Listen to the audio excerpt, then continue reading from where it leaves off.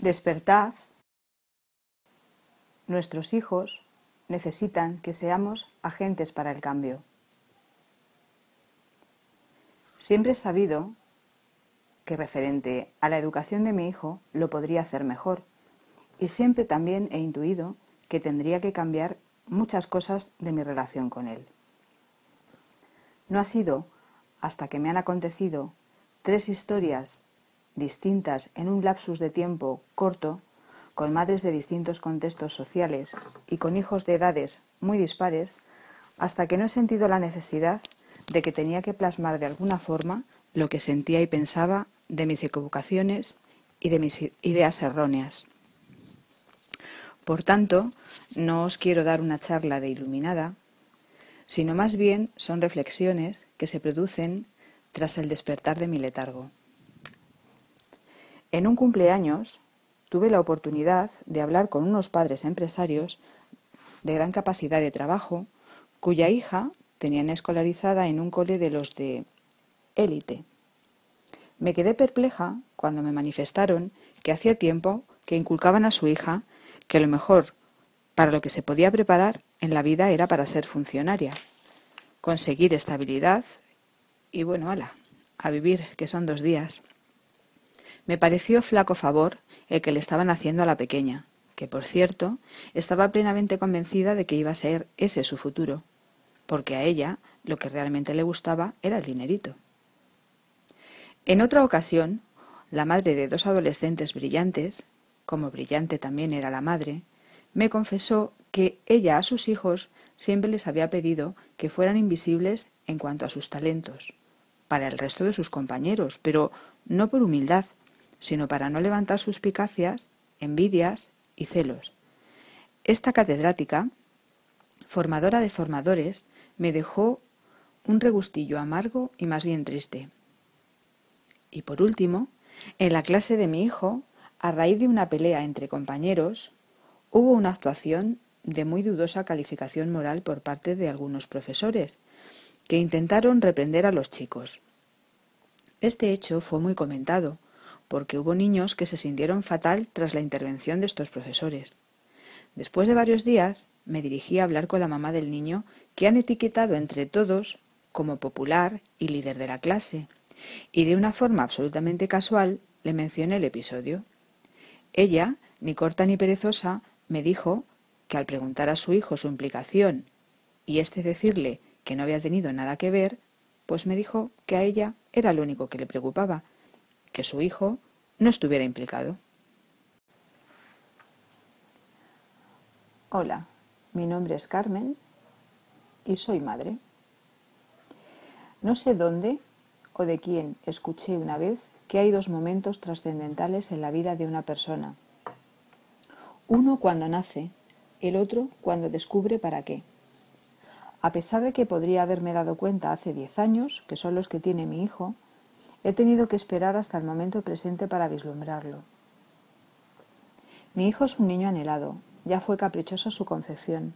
Los detalles no tienen importancia, pero sí el hecho de desear tanto su venida a este mundo. La noticia de que yo estaba ya embarazada fue el comienzo de un enamoramiento.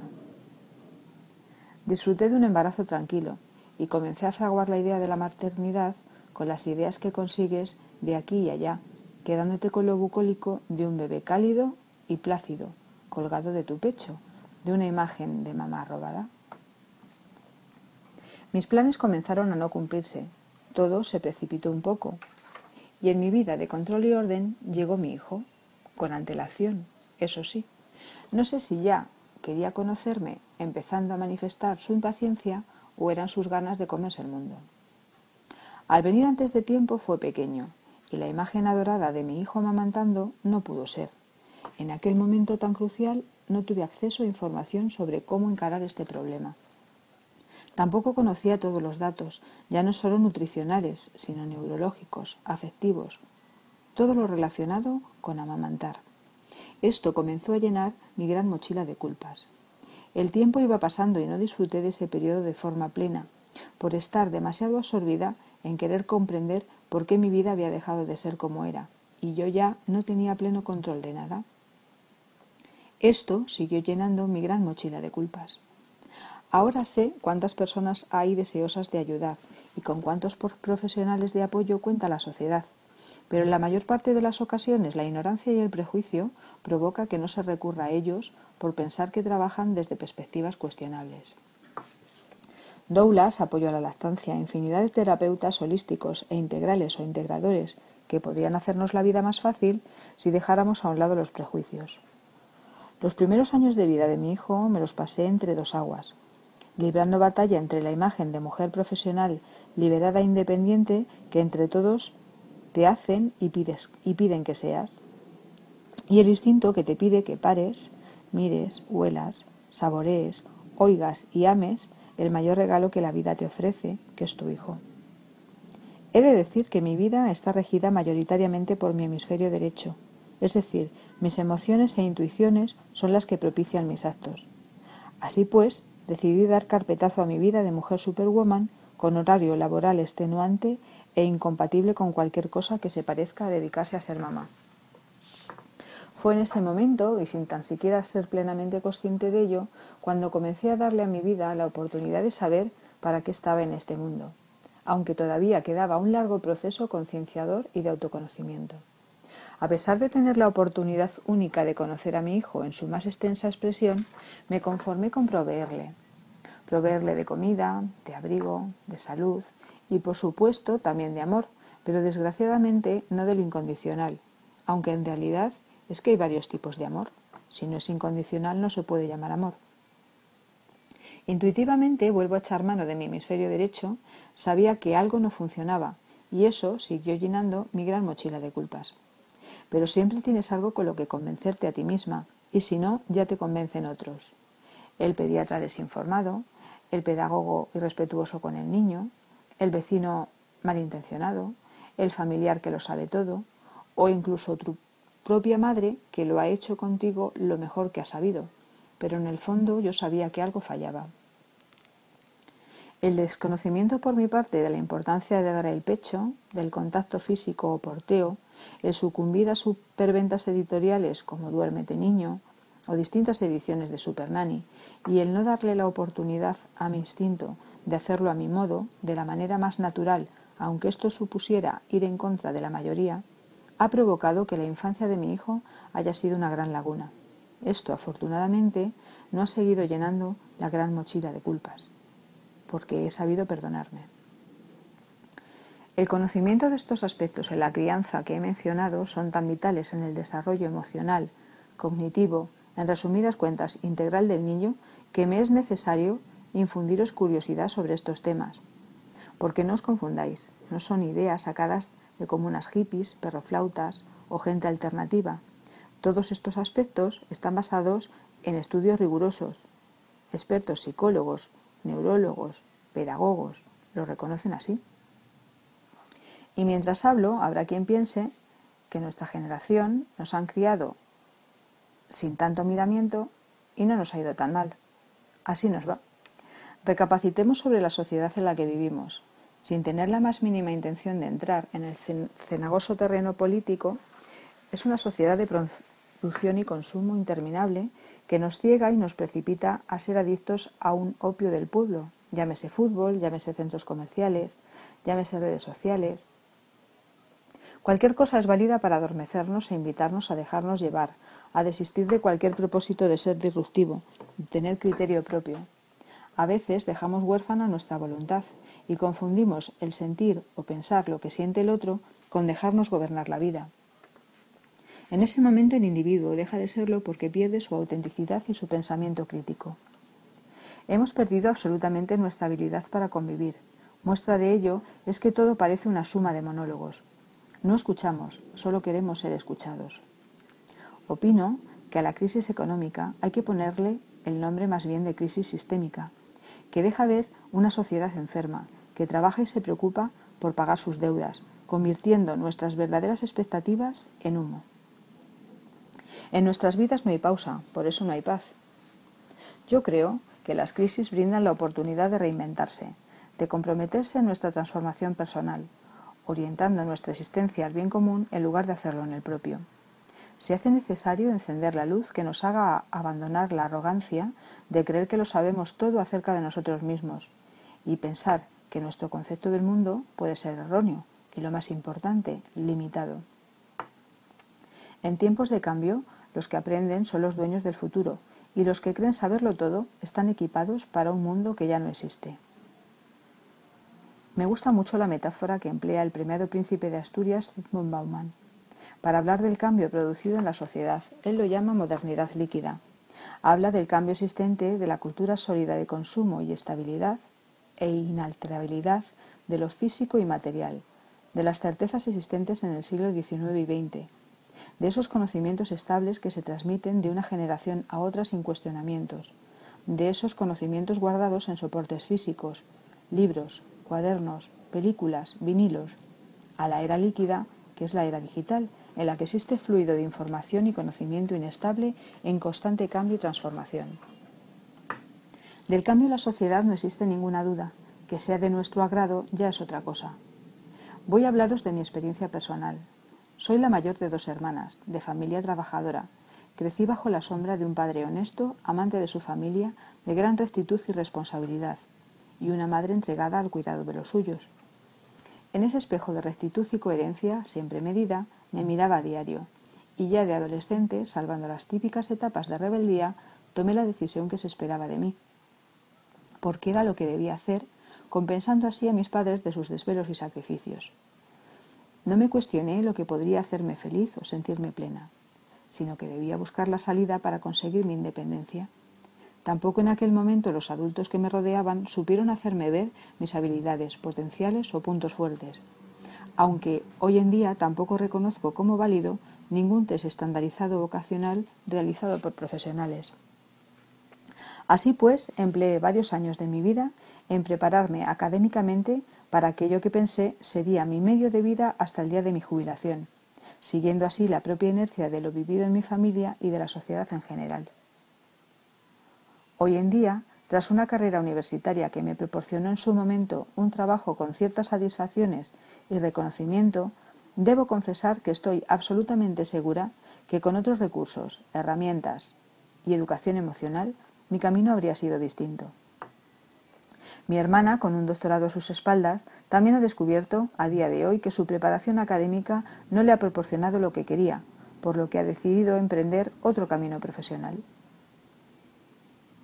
La mayoría crecemos con la creencia de que pertenecemos a un engranaje donde todo debe funcionar como nos muestran.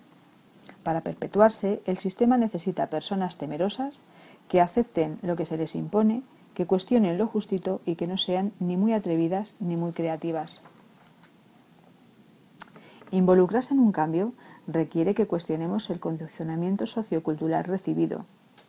Como decía el psiquiatra chileno Claudio Naranjo, llevamos décadas condicionados con falsas creencias sobre quiénes somos y cuál es nuestra relación con el mundo. Debido a la ignorancia, ha prevalecido el ego desde el que se ha constituido una sociedad competitiva, agresiva, avariciosa, superficial, insatisfecha, vacía y ambiciosa, que a su vez pretende seguir condicionando a las nuevas generaciones para preservar el sistema.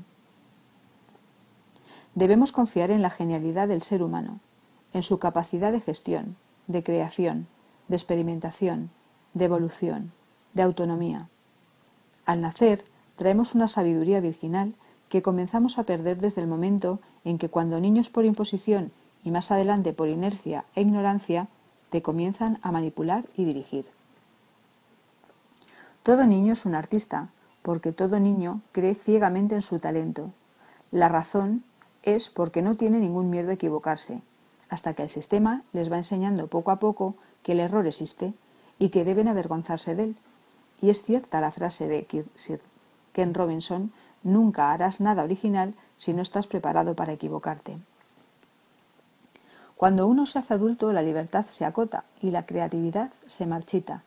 Si como adultos pudiéramos despojarnos de lo que la lógica y la vida cotidiana nos ha restringido, podríamos dar rienda suelta a una capacidad creativa sin límites, y esa debería ser nuestra meta. Volver a mirar al mundo con ojos nuevos cada mañana. Los adultos queremos hacer mayores a los niños, a toda prisa. Sin embargo, ellos quieren hacernos niños a nosotros. A los niños hay que hablarles para escucharles, no para que nos escuchen. Ellos tienen problemas a veces de expresión, pero no de comprensión. Y es que estamos tan inmersos en nuestro propio ruido, en el ruido de lo que somos, que esto nos impide escuchar. La educación se me antoja como una gran casa amueblada. En el salón tenemos las matemáticas, la lengua. En la habitación las ciencias sociales, las naturales. En la cocina la música. En el baño la filosofía y la religión. Y en este empeño de mejora andamos contratando constantemente decoradores muy afamados que reorganizan los espacios. Meten y sacan muebles, colocan esto allí, lo demás allá abajo, pero en realidad nunca se modifica sustancialmente la gran casa que es la educación. Sencillamente la decoramos de distinta manera para darle un aspecto más moderno e innovador. En realidad, la educación no debería estar entre cuatro paredes, sino más bien en contacto con la rutina diaria.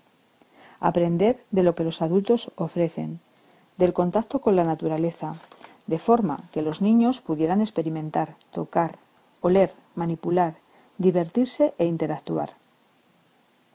Recuerdo haber aprendido muchas cosas cuando en verano iba al pueblo de mis abuelos y por las noches con la fresca nos sentábamos en la puerta de la casa en la calle, en convivencia con los vecinos, y escuchábamos a nuestros abuelos contando sus historias de la infancia, de la guerra, de la supervivencia, aprender a superarte a ti mismo en ambientes hostiles, a sobrevivir, aprender a empatizar con gente del otro bando cuando, por ejemplo, te encontrabas con el hijo del médico, aprender a conocer las señales de la naturaleza cuando te indicaban que llovería, haría un día caluroso, sin reloj saber cuándo volver a casa del campo, apañarte con el ganado, saber economizar para dar de comer a un montón de hijos en épocas de carestía, e incluso matemáticas cuando me sentaba al lado de mi abuela a hacer ganchillo y había que contar para cambiar el punto. En fin, seguiría eternamente. Era el gusto natural a aprender una vez que te despojan de la obligatoriedad y del entorno formal. En Atenas los jóvenes elegían a sus maestros usando el debate y la mayéutica para aprender en un entorno informal. En Esparta, sin embargo, los esclavos les obligaban a asistir a clases formales en las cuales se les instruía y no se les educaba. Llevo tiempo leyendo, escuchando y visionando las opiniones de grandes expertos que en su empeño de mejora hablan de educaciones, de innovaciones educativas, de inteligencia emocional, de oratoria. Madre mía, si es que parece que les vamos a preparar para un viaje espacial.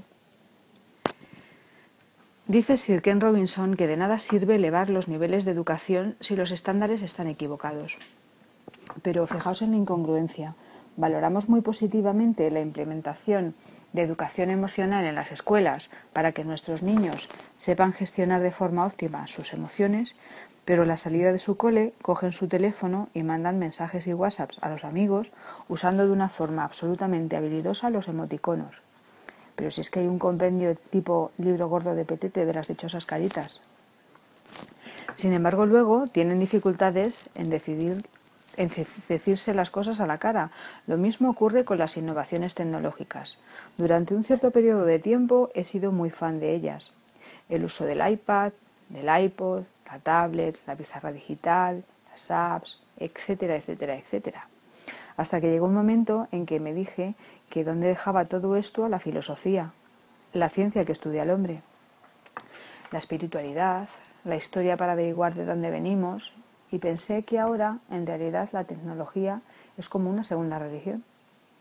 Daros cuenta, todo lo que suena a tecnológico, a científico, suena a veraz, y sin embargo, lo espiritual suena a fraude. Y yo me pregunto, ¿por qué la tecnología o la filosofía? ¿Por qué las ciencias o las letras? ¿Es que el hombre no necesita ambas cosas? Es como el yin y el yang, el hemisferio derecho y el hemisferio izquierdo, el agua y el fuego. En el equilibrio está la clave. ¿Por qué no podemos ser Leonardo da Vinci? Que toquemos todos los palos. Y otra cosa, ¿por qué la vida académica tiene que tener una caducidad? ¿Por qué tras cumplir con tus estudios se supone que ya estás preparado para dar el salto a la piscina? ¿Qué pasa? ¿Que ya lo sabemos todo? ¿No sería necesario seguir alimentando de conocimiento nuestra mente para así tener provista nuestra alma de posibles contingencias?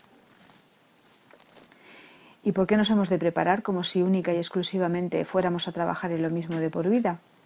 ¿No es mejor que la vida te sorprenda descubriendo que quieres dejar tu puesto de directora de recursos humanos y te quieres dedicar a profesora de pilates? ¿O eres traductora y ahora quieres dedicarte a investigar tratamientos contra el cáncer? Deberíamos considerar el aprendizaje como parte de nuestra carta de navegación en la vida y no solo como un mero trámite que nos abra la puerta del trabajo que queremos en un momento dado. ¿Y por qué parece que la seguridad en nuestra vida está íntimamente relacionada con lo inamovible? Pues por la educación que hemos recibido. Me acuerdo en este caso en concreto de la reflexión sobre los cisnes negros. Siempre se creyó que los cisnes eran blancos, hasta que unos colonos ingleses vieron cisnes negros en Australia, un hecho que demostró que el conocimiento ha de aceptar la existencia de lo imprevisible. ¿Y por qué no nos cuestionamos el motivo de las cosas que no nos gustan e intentamos cambiarla? Es que esto es un gran esfuerzo. ¿Y si fracaso? Los fracasos y errores siempre los hemos considerado negativos. Desde pequeños, cuando nos portamos bien, recibimos las sonrisas complacientes de nuestros adultos. Y si somos traviesos, miradas desaprobadoras. Actualmente, en infantil, nuestros niños llegan con caritas sonrientes o tristes estampadas en las manos. Posteriormente, todo lo simplificamos con las evaluaciones y las notas, casi esperando que te pongan en la frente el sello de apto o no apto. Y sin embargo, los fracasos son los que nos ayudan a mejorar, si no, que se lo digan a Edison. No deberíamos penalizar el error, puesto que en la vida no hay una sola forma de hacer las cosas. Hay que animarles a que prueben para que abran sus mentes a propuestas nuevas. Así no actuarán por conseguir una aprobación del grupo o de la autoridad. La necesidad que tenemos de encajar en un grupo, de sentirse aceptados, en ocasiones haciendo que olvidemos nuestras más profundas convicciones, volviéndonos resignados y convencidos de lo difícil que es cambiar la situación. Por tanto, debemos criar a los niños para que tengan criterio propio y determinación, respetándose a sí mismos y haciéndose respetar. Niños sin miedo al que dirán, seguros de su individualidad y su derecho a tener un pensamiento propio por diferente que sea el del resto. Niños que respeten las diferencias de los demás y vean lo que es distinto como oportunidad de conocer algo nuevo. Niños que empaticen con los que son diferentes pero que deben tratar como iguales. Se trata de educar en el respeto a la diversidad, con el entusiasmo de fomentar los talentos y la creatividad de cada niño, con paciencia y cariño hacia un proceso madurativo y amoldando la enseñanza en función de sus necesidades, respuestas y capacidades. No es difícil, pero sí es distinto. Y mi opinión es que nosotros, los padres, adultos, responsables de los niños, tomemos conciencia de ello y reaprendamos nuevas maneras de enseñar, a guiar a nuestros hijos, y necesitamos sensibilizarnos hacia nuevas pedagogías respetuosas con las pautas individuales de asimilación y formación.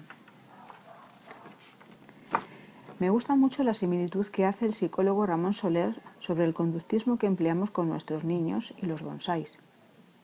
Si nos damos cuenta, estos pequeños árboles tan hermosos son manipulados desde muy pronto para que no crezcan y no se expandan.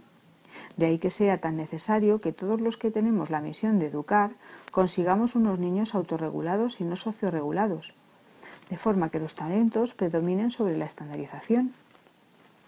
La cooperación frente a la competición, el acompañamiento frente a la frialdad, la empatía frente al egoísmo, el respeto frente a la violencia, la autorregulación frente al control, la creatividad frente a la memoria, la flexibilidad frente a la rigidez, el descubrimiento frente a la respuesta mecánica, la libertad frente a las reglas. Está claro que la inteligencia emocional se desarrolla a lo largo de nuestra vida con cada acontecimiento que tenemos, pero sería tremendamente positivo que realmente nos tomáramos muy en serio la tarea de educar a los niños en ella. Pero yo no me refiero a encasillarla como una asignatura, aprendiéndose de forma reglada, sino con el ejemplo de unos adultos que trabajamos nuestras propias carencias emocionales. proyectando a través de nuestra actitud esos valores. No me refiero a hablar en los coles de 9 a 10 de la tristeza, de la alegría, etc. El respeto se enseña mostrando respeto. El niño siempre se rendirá ante la coherencia y aprenderá por añadidura. Hay profes que sacan a los niños de clase porque molestan o lloran. Esto hace que el niño piense que llorar no es bueno. El más listo, rápido o aplicado es el que ayuda al profe a recoger. De esa forma el niño pensará, no voy a ayudar porque asumo que no soy rápido. Asumir etiquetas del bueno, el malo, porque se les habla en esos términos. Hay educadores que descalifican a una clase sin resaltar nunca ninguna de las virtudes como equipo.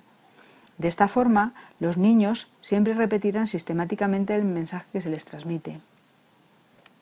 Muchos problemas que presentan los niños se deben realmente al hecho de que pasan demasiado tiempo en entornos formales y restrictivos, no equilibrando adecuadamente ese tiempo con unas horas al día de correr, de jugar, de forma espontánea, haciendo ruido en entornos al aire libre o informales. Es normal entonces que la tensión impregne su conducta. Los niños deben encontrarle significado al hecho de ir a la escuela. Han de ver su utilidad, necesitan reconocerla como una extensión de su hogar. Así pues, la misión de los profesores será cocinar a fuego lento lo que los niños traen en su corazón, acompañándoles y guiándoles en su empoderamiento, proporcionándoles herramientas para que potencien los talentos que ya traen de fábrica y el resto de sus inteligencias, puesto que son múltiples, ayudarles a desarrollarlas. Alentarles en sus fracasos y felicitarles por sus éxitos.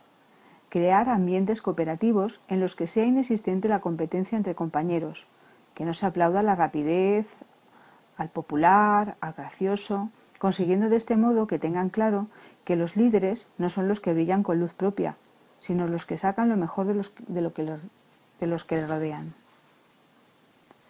No incentivar la creencia de que solo se aprende para superar un examen. Es más, yo diría que se debería evaluar de otra forma, no generando ese miedo al resultado de una prueba. No cargar fuera de su horario escolar con más deberes o actividades extraescolares a los niños, sino que usen su tiempo libre para crear, para soñar, para jugar, para ser libres.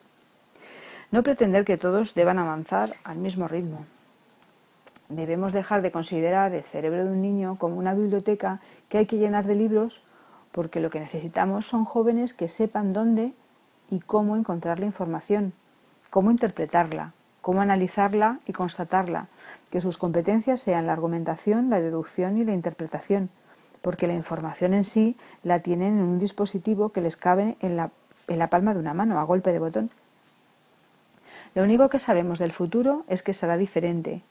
Debemos animar a los niños a que descubran nuevas posibilidades y capacidades, porque no sabemos lo que la sociedad demandará. Cuando las personas descubren para lo que son válidas, lo que les hace vibrar y ser felices, es como una revelación. Descubren quiénes son y lo que hacer con sus vidas.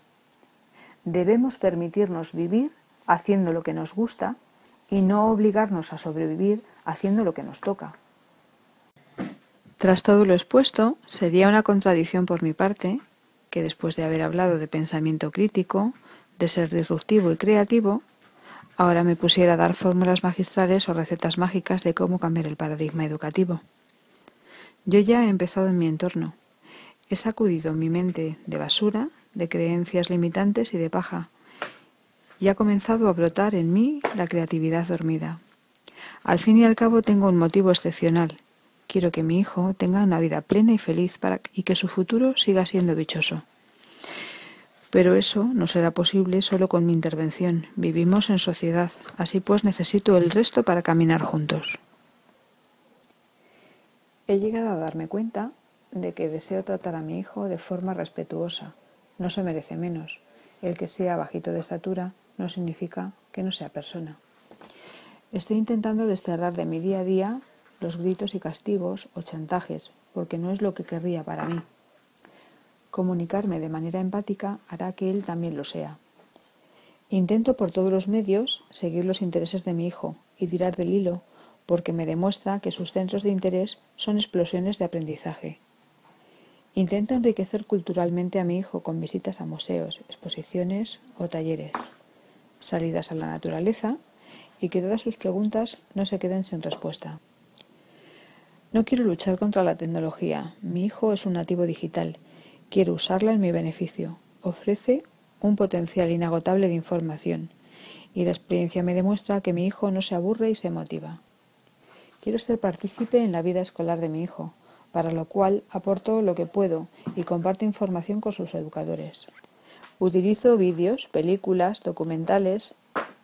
Todo me es un buen material para darle información.